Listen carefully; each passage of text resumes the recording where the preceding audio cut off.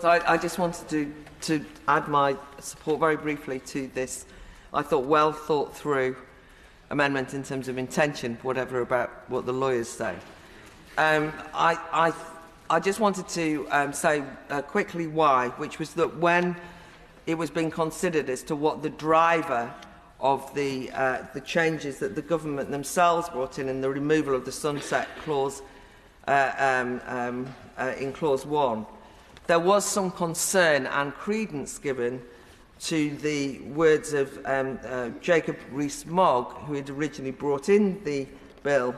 in the statement that this was an admission of administrative failure and an inability of Whitehall to do the necessary work.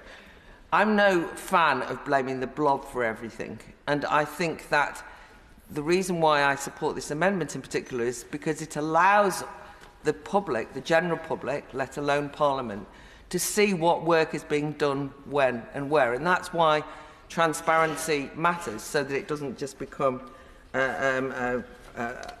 something that you can blame for what's going on behind the scenes. I think also when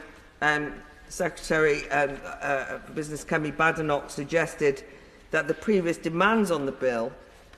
with its cliff edge, had caused so much concern that civil servants were choosing to reduce legal risk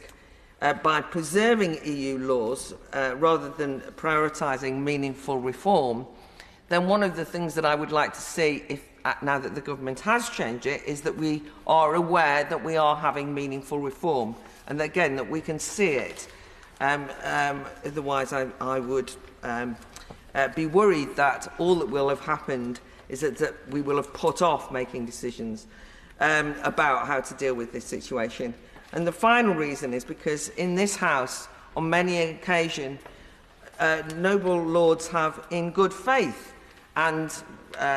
in many ways, worried that this was a plot, that the whole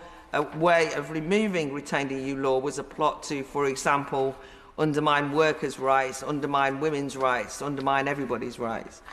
I have never been as cynical about it as that. I have always believed that those rights were fought for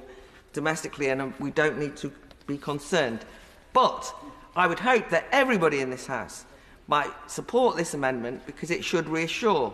because it gives us now the opportunity to say what is retained, what is removed, what is reformed, and rather than,